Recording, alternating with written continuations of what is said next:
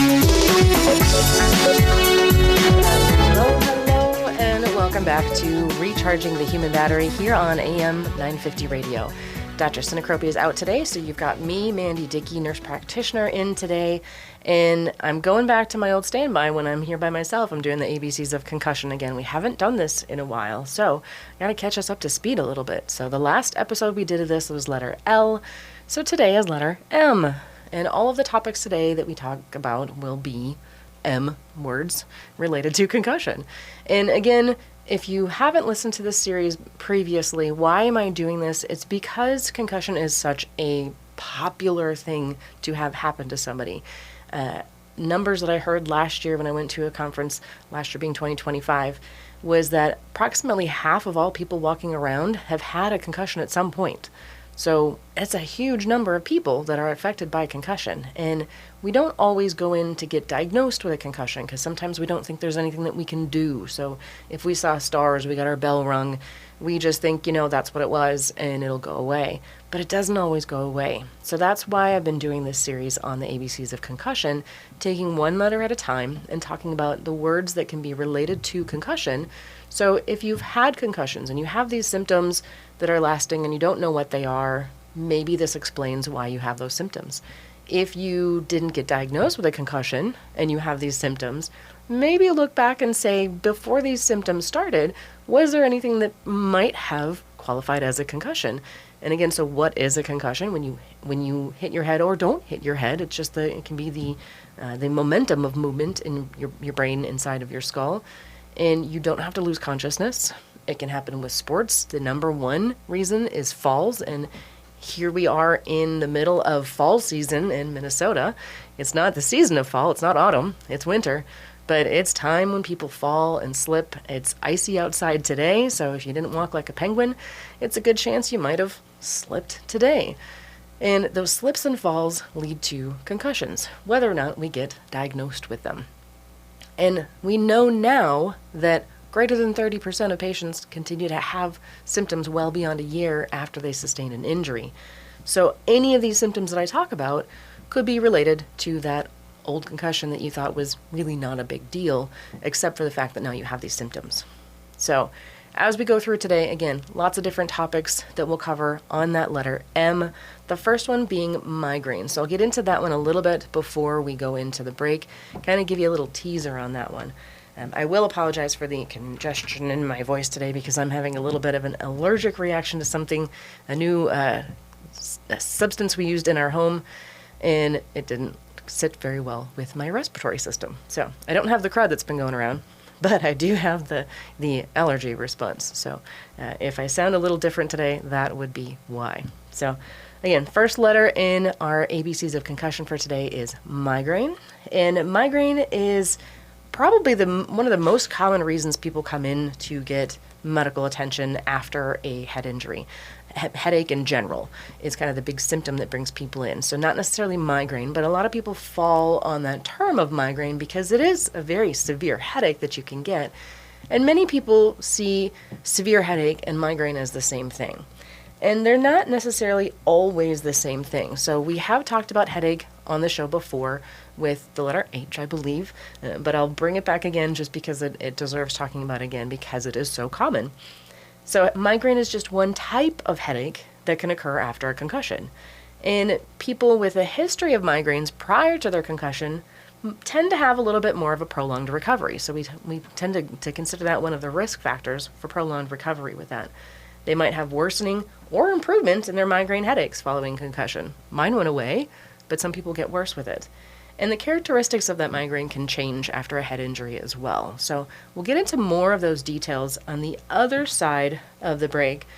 But the other type of headache is a post-concussion headache. And I just want you to think on that one as we listen to our little tune and the commercial break here before we come back. So again, we're here on Recharging the Human Battery on AM 950 Radio. I'm Mandi Dickey, your co-host for today.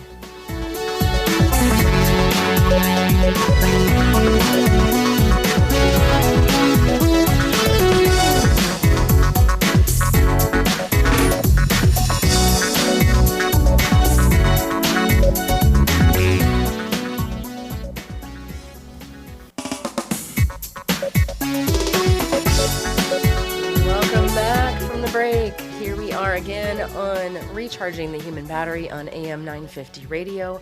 Again, Dr. Cinecrope's out today, so you've got me, Mandi Dickey, doing the ABCs of concussion for, my TBI takeover weeks when I come on here.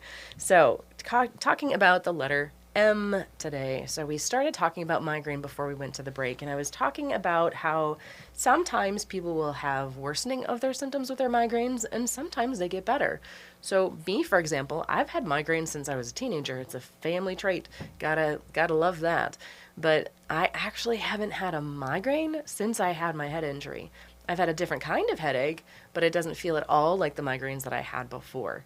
Some patients aren't so lucky. They might have had control of their migraines prior to their injury, and I've had some people come into my office that they maybe had 1 or 2 migraines a year prior to their injury because they were that well controlled, and now they've got them almost every day again. And that's one of the things that we talk about is, what are the characteristics? Does it feel like your migraines? Does it not feel like your migraines? And sometimes they'll tell me, yes, it feels like they're migraines. And I'm, okay, then we'll call those the migraines. But then there are other types of headaches that don't feel like the migraines, and they feel like very different headaches. I've had a couple patients come in and say, I have 3 distinct types of headaches. I have my migraine, I have this pain on top of my head, and I have this pain that goes around my whole head, and my head just wants to explode. That sensation of that head feeling just wanting to explode, that pressure inside of the head, that's more commonly associated with something called a post-traumatic or post-concussion headache. Very fancy term, I know. But when we have that trauma, we can get that headache afterwards, partly because of the swelling that occurs, partly because of the inflammation in the brain, and then partly because of the release of different neurotransmitters and hormones in the brain that can increase the pain that we have. So the symptoms can look a little bit similar to a migraine.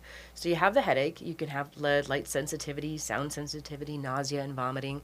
Those things can overlap, but it's more the characteristics of the pain that we try to figure out. With a migraine, it's going to be more one side of the head, more of a throbbing sensation.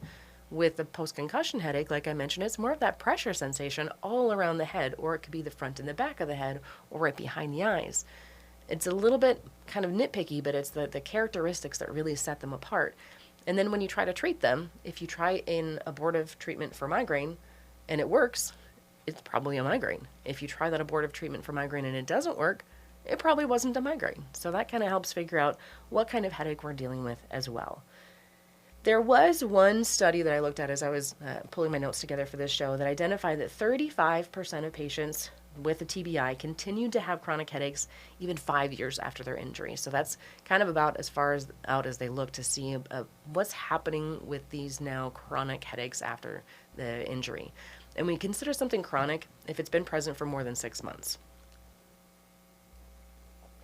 So we get these chronic headaches that can last for 5 years or more. I've had some patients that they had injuries 10 years ago and they're still sitting here with these headaches that come on. But most often, providers out there are trying to treat these headaches as if they are migraines. They're calling them migraines. They use the migraine treatments. And as I mentioned, the treatments might not work. So the post-traumatic headache actually hasn't been studied as extensively as migraine because it's not seen as common of an issue, but there's a lot of uncertainty in the research because of that lack of research. So we don't know what exactly the best treatment course is. Now, I can tell you from my own experience and from working with my patients and all of the reading that I continue to do on a regular basis, this works kind of like every other thing in medicine. Lifestyle is going to be your number one treatment for it. And lifestyle is always the part that it's simple, but it's not easy. And I know we all like that easy button, but there is no easy button when we're talking about lifestyle management. So the things that we need to do to help prevent those headaches are things that we should probably be doing every day anyway. But let's kind of talk through all of those. The first one being drink plenty of water. And I know we kind of talk about this ad nauseum on this show because water is life. We are 80+% water in our body. So we need to drink all of that water. And again, ideally, half your body weight in ounces of water. So take your weight in pounds. We're here in the US, we use pounds. Take your weight in pounds, divide it by 2. That's how many ounces of water you should be drinking in a day. And those 1 liter bottles of water, that's 32 ounces. So if you need to get 100 ounces, you're going to need to drink 3 of those liter bottles in a day. to even come close to what you need on that. So drinking plenty of water, getting adequate sleep. So many of us like to say that, oh, I can work on 4 hours of sleep and I'm just fine. Well, no, you probably shouldn't, because you're having these headaches and you're tired all the time, and no, 4 hours of sleep probably isn't enough for you. Most adults need 7 to 9 hours of sleep. When we get into older adults, it kind of tapers back off a little bit, but most adults need 7 to 9 hours of sleep. And within that, about 25% of that sleep should be REM sleep. So if you don't have some sort of data tracker that you're looking at your sleep, you really should start looking at some of that to make sure that you're getting good quality sleep, because if you suffer from headaches, whether you've had a brain injury or not, increasing your sleep, improving your sleep is going to be probably the number one thing you can do. And I've talked to some patients, I say, if you do nothing else, I want you to sleep better, because sleep will help so many things in your body. Along with that, drinking plenty of water, getting enough sleep, you need enough protein. So this week they finally came out with the new food pyramid, and they flipped it upside down from what it's been since the 1980s, which I am so excited about because it actually matches up with what I tell my patients on a regular basis. So carbs should be the very smallest thing that you eat all the time, and fruits and vegetables, or vegetables especially, should be the number one up on top, but protein is right up there as well. Protein is incredibly important for so many functions in our body. Can you get too much? Yes, if you have kidney troubles, you have to be careful. But if you don't have any kidney troubles, then keep working on that protein. There are many, many calculators online. So if you wanted to figure out how many grams of protein you should get in a day, go on to any calculator on the Google search or Bing, whatever search provider you use. Type in protein calculator, and it will figure out, based on your age and your gender and your activity level, how much protein you really need in a day. And it might surprise you how high that number is. And it's not just meat that gives us protein. We do get protein from other sources, but they might not be quite as effective as the meat proteins. So if you're a vegetarian or vegan, I apologize, most of the proteins are going to be meats on that list, but they really do give you the best robust protein on that. And then regular light exercise. After a concussion, we thought for the longest time that you needed to rest until your symptoms went away, but we now know that symptoms can last for a really long time. So we don't want you resting for a really long time, because the longer you stay out of activity, the harder it's going to be to get back into it. So 24, 48 to 72 hours. Up to 72 hours is kind of the max that we really want you to avoid any of those activities that are going to worsen your symptoms. Beyond that, we want you to do some light exercise, because that light exercise will help to prevent those headaches from happening. Don't exercise when you have a headache. That's not advisable. I've tried it before. It's not fun. I've never made it through a workout with a headache, especially a migraine. But if you try doing that light exercise, especially walking, we used to think that you had to get these really intense HIIT workouts, the high intensity things, jumping all over the place and doing all these crazy things, and you had to work out 45 minutes plus a day. And we now know that going for some little walking is actually really good. As long as you're walking fast enough that you get your heart rate up, that's a really, really good form of exercise. So do you need to do those really intense workouts? No. Should you probably add some weights in there? Yes, it's good for our bone structure. But if all you can do is walking, do it, please. And then stress management. I know this one sounds kind of funny, because in the world we're living in, there is so much stress, and we cannot make it go away as much as we would love to. If you watch the news, and I try not to because it is stressful, but if you watch the news any given day, it's probably going to jump your blood pressure by about 10 or 20 points, just because there's so much stress all the time. We have to have outlets for that stress. Stress does not go away. It's not going to just magically be erased overnight. If you say, I've got too much stress, I need to get rid of some of that. Good luck, because most of it comes from your family and friends and your job and your car and your house, all the things that you can't get rid of. So the stress will be there. You have to learn how to manage it. So finding some sort of mindfulness activity that you can do every day to decrease your stress. Breathing is really simple. Breathing gives us life, but breathing also gives us calm and rest. And some people say it sounds kind of woo-woo to say that you need to do some deep breathing and it'll help you, but it truly does, because the nervous system, when we're talking about like the autonomic nervous system, We've talked about that on the ABCs way back in A. Your autonomic nervous system, that vagus nerve, goes all the way down through your from your brain all the way into your stomach area, your bowels. It goes through your diaphragm. When you do deep breathing, it calms that vagus nerve. So you're calming down your autonomic nervous system and de-stressing yourself in the process. Again, is that stress going to go away? No. We have to learn how to manage it and how to cope with it so that it doesn't overtake us and create those headaches that we're trying to get rid of. And then avoiding alcohol. Alcohol is not really on the food pyramid. That's not something that you have to have in your daily diet. Many people shouldn't have it because they can't keep themselves to one. Years ago, they identified that for females, 1 drink a day might be okay. For males, up to 2 drinks a day might be okay. But that some people can't keep themselves to that 1 or 2, and then it's probably best to avoid it altogether. But then we also think a lot of times that alcohol can help us sleep. So we have a glass of alcohol before we go to bed because we'll sleep better. That's actually not the case either. About 2 to 3 hours later, your body starts to go through a different cycle as it's trying to break down the alcohol. And oftentimes people actually wake up, or they then turn into this light sleep stage where they're not getting REM sleep, they're not getting good sleep. So while you think it's helping you fall asleep, it's not helping you get good quality sleep. So there's not a lot of really good benefits. That said, there are some people that have something called an essential tremor, and there have been different research articles to show that 1 glass of red wine a day can help to calm people's tremor. I'm not telling anybody to drink 1 glass of red wine a day, but if you're going to drink wine, the red wine does have some of the health benefits. It's got the antioxidants in it that the white wine doesn't. It's just got the sugar in it. So it's not all bad, but if you can't moderate, then it's time to just avoid it. After a brain injury, however, I would say to avoid it for quite some time, at least until you know how alcohol affects your body. And then you probably aren't going to be drinking as much as you used to. I generally don't even get through 1 drink because my brain does not tolerate it very well. So, yeah, it was fun at one time, but now it's not so much fun anymore. So I just don't recommend it. It's not a great idea.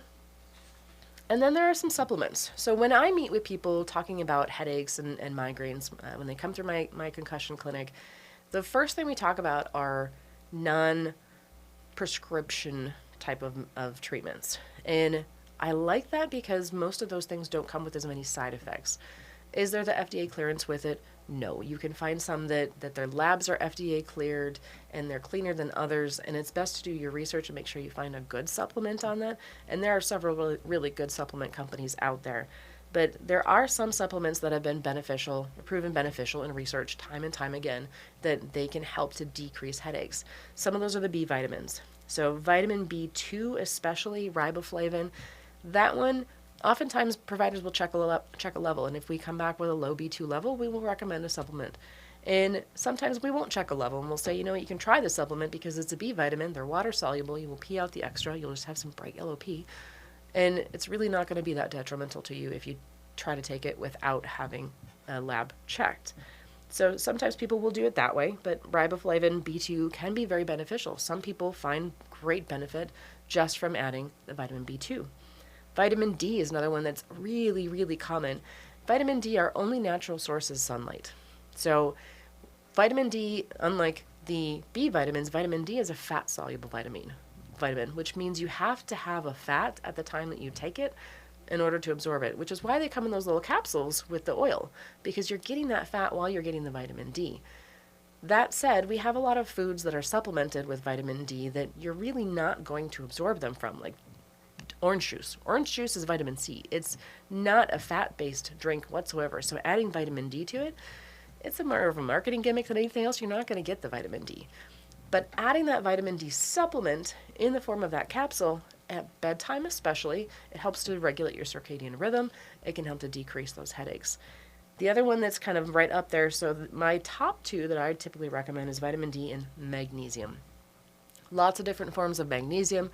My favorite about 10 years ago developed into this magnesium glycinate because all the different magnesiums have different purposes. Magnesium glycinate does a lot for headaches and sleep and brain health. So the glycinate form is my favorite form. That's the one I tend to recommend to most of my patients. Again, you take it at bedtime. It helps to calm you. It helps to relax you so that you can sleep. And again, we talked about sleep being important for trying to reduce those headaches. You get better sleep, you reduce the headaches. So those are my top two, as well as the B2. Fish oil, great for brains, great for trying to decrease inflammation in the brain. Curcumin or turmeric, yes, that's the same as that cooking spice that we do, that bright yellow cooking spice. So if you cook with that on a regular basis, you're probably golden, like the color of the supplement. But if you're not, then there are daily supplements that you can take of curcumin and turmeric, again, that both decrease the inflammation, which can decrease some of those headaches. CoQ10, nothing specific to the headaches, but again, also a really good one for just general brain health. And then creatine. Creatine's been the newest one I've jumped on the bandwagon with. A few months ago, I learned about it, and I may have mentioned it on a previous show. I can't remember at the moment. But creatine, there are a couple different forms of this one too. So creatine monohydrate is the one that we've always thought of for people who are bodybuilders trying to increase their muscle mass. Creatine hydrochloride has been researched a lot and kind of came about by accident at first, but it really has shown benefit for headache prevention, for brain injury healing, for menopausal issues with women. So there's lots of different uses for it, but creatine is kind of one of my favorites, because it really can kind of decrease the brain fog and make you feel just overall better. So that's my list of supplements that I tend to kind of talk about a lot in clinic. And then other treatments we can do for headache. A lot of times people get referred to physical therapy. Why? Because we have a lot of tension in our neck and our traps, those big muscles on the back of our shoulders. And when we have a lot of tension there, that's going to lead to a lot of headaches. So a lot of the physical therapy exercises are focused on trying to release that tension, relax that tension. They can do things like dry needling, use ultrasound or TENS machines. Acupuncture can also be helpful for that, biofeedback to release that tension as well. A lot of different things there that can be beneficial for trying to decrease those headaches. There are some over-the-counter treatments that we can do. Initially, ibuprofen, acetaminophen, Excedrin, any of those can be really helpful for headaches. Excedrin is actually one of the number ones for post-concussion headache. And then the triptan medications, the Imitrex, the Relpax, Maxalt type of medications of the world. We use those for migraines on a regular basis. So if what you're having after a concussion is truly a migraine, those medications might help you, but you can only take 9 a month. That's as many as your insurance company will dispense for you, because if you take it too much, we can start having problems with, now you have to take it in order to prevent those headaches. If you start needing more than 9 a month, if you have more headache days that you can treat, that's when we start looking at adding a preventive medication, whether it's a migraine or a post-concussion headache. Preventive medications, if the vitamins haven't worked, if those supplements haven't worked, if we can't break it with these triptan medications, then that abortive medication, or the preventive medication, will be the next line of medications that we choose from. And there are several different medications, and we always tailor it to the person, because there are several different classes. We typically start with the first class that we think is going to benefit that patient the most. And then if that doesn't work, we go to another one. Unfortunately, there's not a test that tells us which one of the medications is going to work for every person. It's not like the genetic testing that we now have for the antidepressants, because these are not the same. Antidepressants is one class that we use, but it's not the only one. So there's no magic test that can tell us what medication is going to help every person. So it is a little bit of a trial and error, unfortunately, and sometimes people say they feel like a guinea pig, but we do sometimes have to try things until we find out what works for you, because everybody responds to medications differently.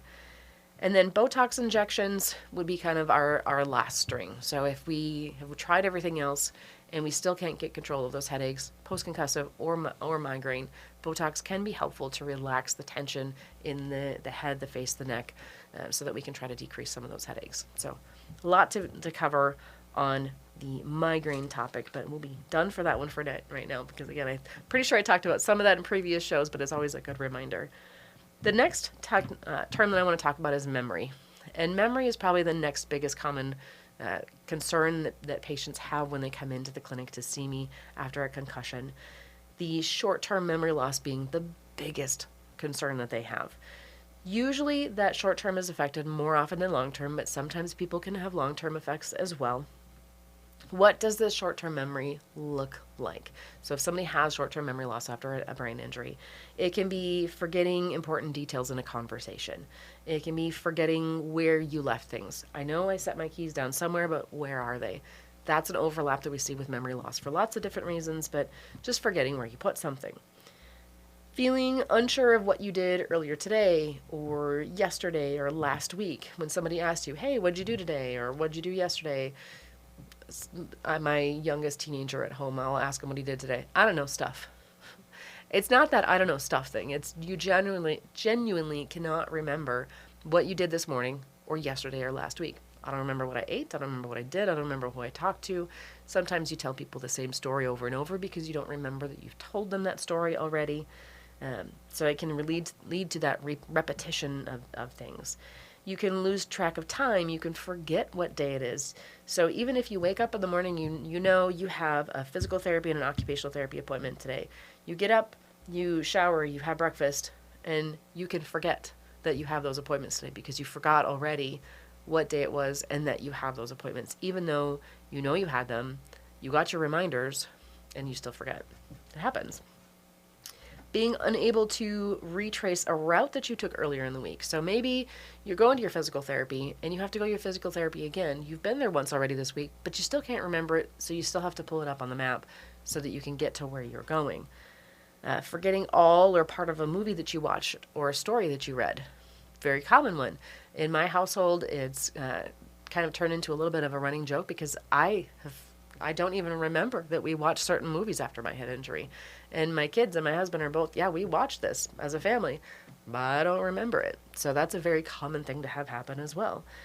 Forgetting to keep appointments, saying you'll call or visit somebody and then forgetting to do so, forgetting that you even said that you were going to do it.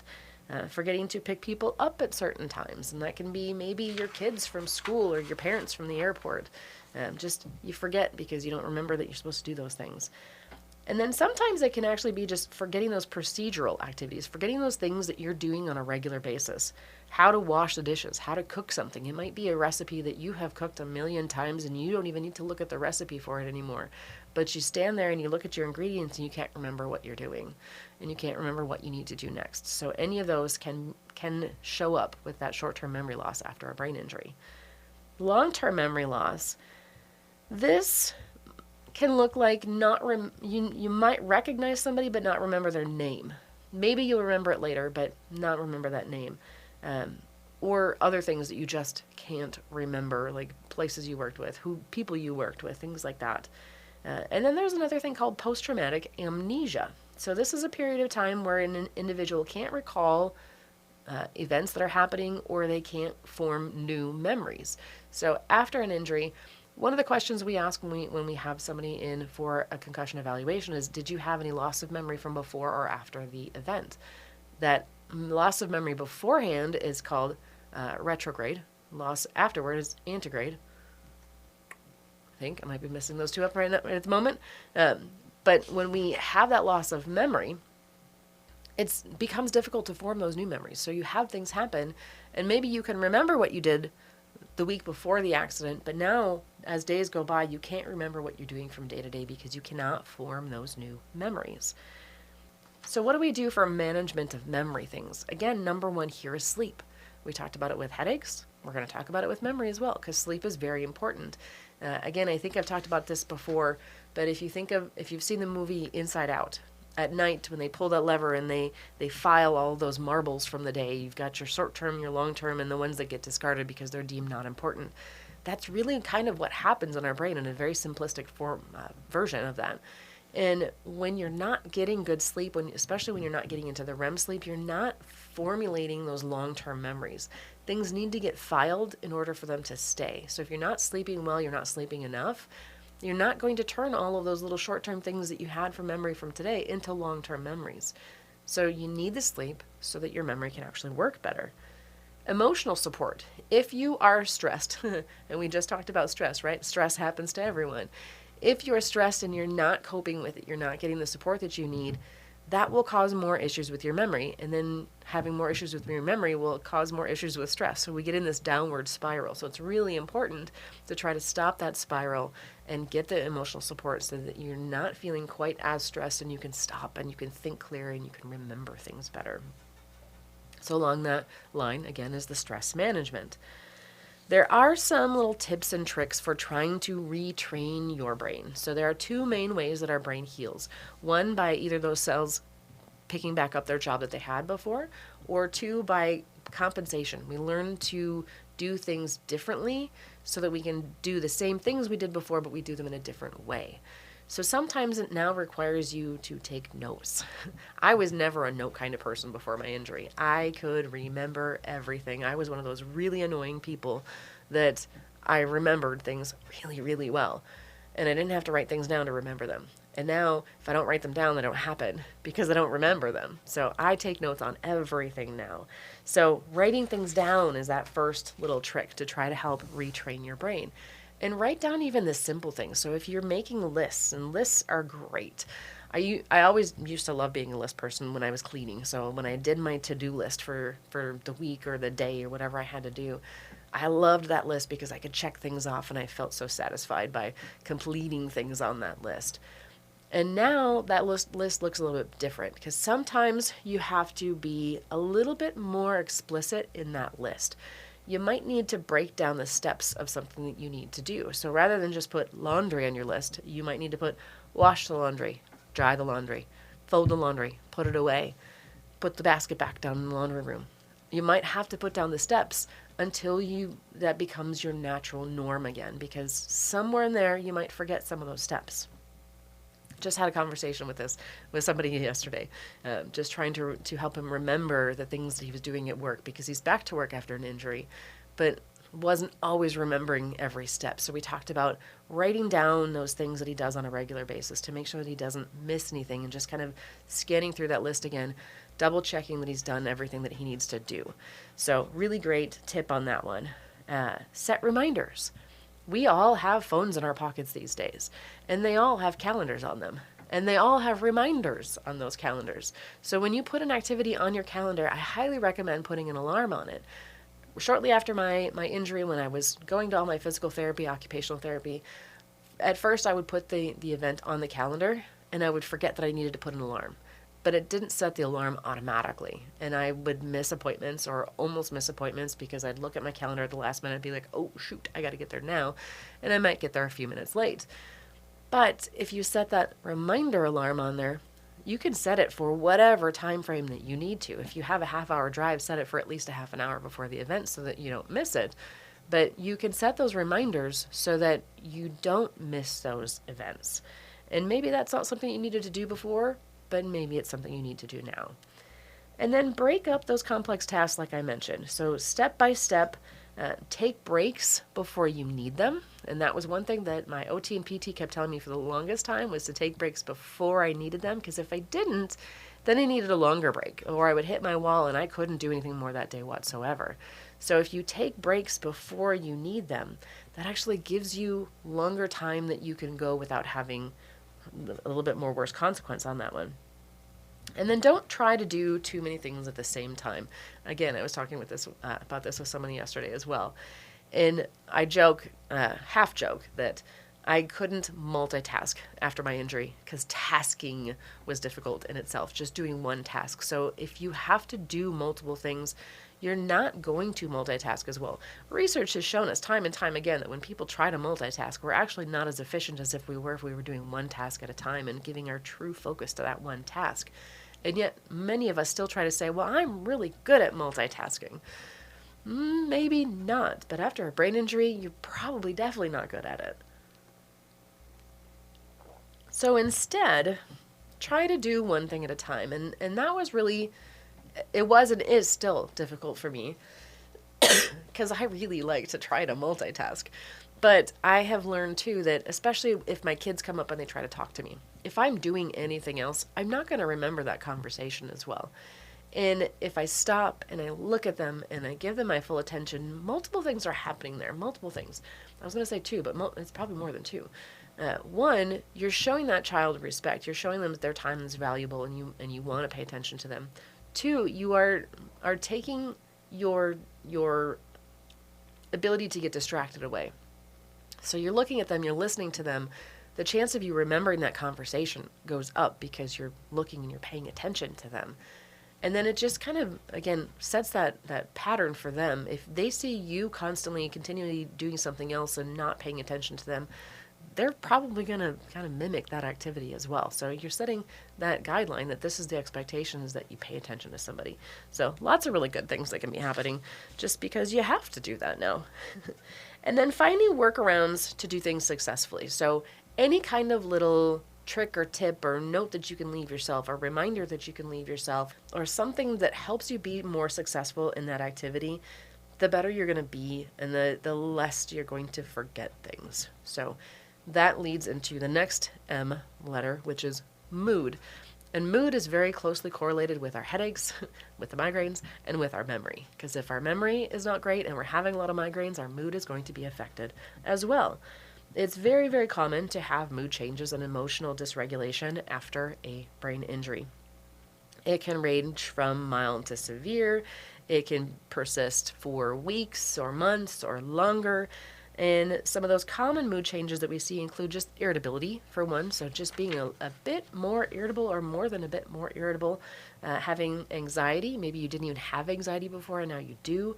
Depression, emotional lability again. So if you are just on a roller coaster of emotions, you can cry easily, you can laugh easily, you can go from one to the other in a split second.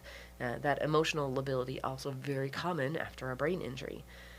People often describe it as having a short fuse, being easy to anger, because it really doesn't take much to set off the anger in a person after a brain injury. I can say that from personal experience, because I'm a little bit more of a short fuse than I used to be. Why does this happen, you might ask? I always love the why. Damage to the brain cells and the neurotransmitters can cause changes in the mood. So our neurotransmitters, the acetylcholine, the norepinephrine, those transmitters in the brain that tell our brain what to do and transmit information, if they're not working appropriately, they're not going to tell our brain when we should be happy, when we should be sad, when we should regulate those emotions. So just the damage directly to the cells from the shearing forces, from the tearing forces during a concussion. The changes in the brain chemistry, so the hormonal imbalances. Those hormone imbalances, all those hormones help to regulate our emotion as well. So the hypothalamus creates our growth hormone, our sex hormones, all of these different endocrine hormones that if they are out of whack, it's going to affect our mood, because then you think about when a female goes through her cycle. Think about times when those hormones change. You get those emotional imbalances, right? Well, now you've got everybody in post-TBI world they're kind of on their cycle. So we have a lot of emotional imbalances there. And then sleep disturbance. Here's that sleep again. We keep talking about it. If you're not sleeping well, it's going to affect your mood. So better sleep leads to better mood. Stress and anxiety, again, leads to more mood changes, and then we get in this downward spiral again. And we can develop these mood changes, or they can worsen because you get frustrated because you're not getting better. One of my biggest frustrations was seeing a provider and having her tell me that all of my issues were related to my mood. I'm like, well, I'm pretty sure if you were in my situation, you couldn't get back to work, you've had problems with your mood as well. I don't think the mood caused the symptoms. The symptoms were there present.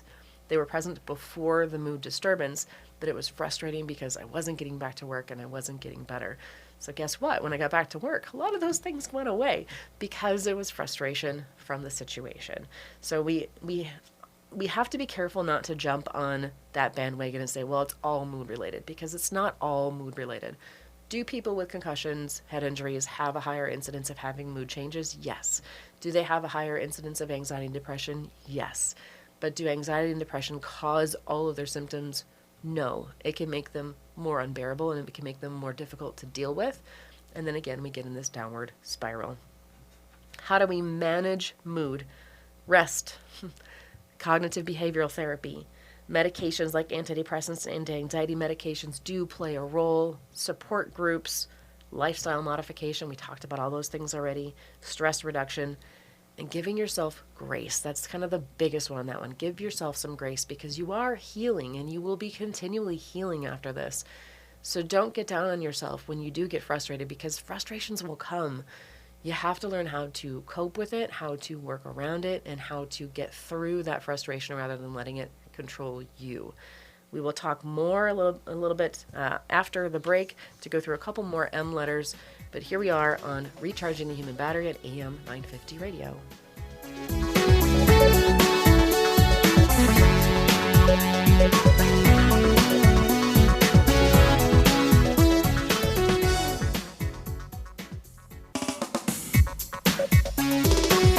All right, welcome back one last time here on Recharging the Human Battery on AM 950 Radio. Again, Dr. Cinecrope's been out today. It's been just me, Mandi Dickey, talking about the ABCs of concussion. We've been talking about the letter M today and covered some really good topics so far. I have so many more on this list that I thought I was going to get through all of them today, and I don't think I will. That's a first. I talked a little bit more than I thought I would on each one of these subjects. So I'm not going to get through my entire list that I intended today, but there are a couple more that I really want to get through because I think they're really, really important. One being multiple concussions. Because this is one that's really kind of in the news a lot lately with the thought about CTE, that chronic traumatic encephalopathy that can happen when somebody's had multiple concussions. And there's another thing called second impact syndrome. So if you have a concussion, you return back to your activities and you don't seek treatment and you're not back to normal, you have another concussion, you can have something called second impact syndrome, which does not affect everybody, but it can happen. And it makes it really, really difficult to get back to your new normal. And for some people, it can cause some really bad damage in the brain that now is irreversible. So we really don't want anyone to have another injury while they're trying to recover from the first one. But if you're playing a sport, there are reasons why we have those rules about staying out of the sport until your symptoms are better. Because if you're not back to your baseline and you get another hit, you might not ever get back to that baseline. You will probably be setting a new baseline in your brain because your brain can't heal appropriately from multiple hits, especially when it couldn't heal from the one. So that second impact syndrome can be life-threatening for some people. Most often, these happen if the injury happens within days of each other. It can be a little bit longer, but mostly within days. And even if that second injury is mild, it doesn't have to be super big on it, but it still can be very detrimental. I have one patient who she had a really bad year last year. She got hit by deer. And I say hit by deer because deer jumped out in front of her on the road twice in a week. Totaled her car with the second one, but she had significant symptoms because she had these back-to-back injuries in a matter of a week. And we really have had a tough time trying to rein in on her symptoms with that. And most often we see these with high-impact sports, but again, it can be multiple car accidents, multiple non-high-impact sports. And then that diagnosis is really challenging because the symptoms overlap and we can't really be sure, well, is this the first concussion? Are you having another concussion? But it really it's a very clinical judgment then at that point. And again, according to some of the research that's out there, when we talk about somebody with a second impact syndrome, there are some research articles that will say that 50% of people will not survive this, and 100% of people are permanently impaired. So that's pretty significant numbers when you're looking at this. So it's really, really important that we try to decrease that risk of having a second concussion. And again, if we have those multiple concussions, it does put us at risk for the CTE, that chronic traumatic encephalopathy. I did talk about that back on the letter C, so I'll let that episode kind of speak for itself on that one. But it's very big on the news right now because NFL players have had it. There was a study that published last year that said that when they looked at these former NFL players, you can't really diagnose CTE until autopsy. But 90% of the patients in this study, 90% of those former NFL players had symptoms consistent with CTE. And that's huge. And on my personal podcast, Brain Wellness, the podcast, I interviewed an Olympic bobsledder, and that's going to come out next week on my show on the Brain Wellness podcast. And he talked about that risk of CTE with bobsledding. And I don't think we even have really addressed all the sports that can cause concussion and can cause these multiple head injuries to happen. You guys, I was going to talk about military and menopause, and there's so much more on that. I will kind of reserve those because I haven't, we don't have the time to cover those today, but there's been so many topics to cover. And again, if you've had a concussion, you don't understand why you're still having the symptoms, maybe we answered some of those today. If you have these symptoms and you don't know why, look back and see maybe you had an injury that could have caused a concussion. And if you're a provider trying to figure out how to help people, maybe I gave you some good tips on that today too. So thanks for being here. Try not to hit your head. Walk like a penguin on the ice. Take care of yourselves, guys. Here we are, ending up on Recharging the Human Battery, AM 950 radio.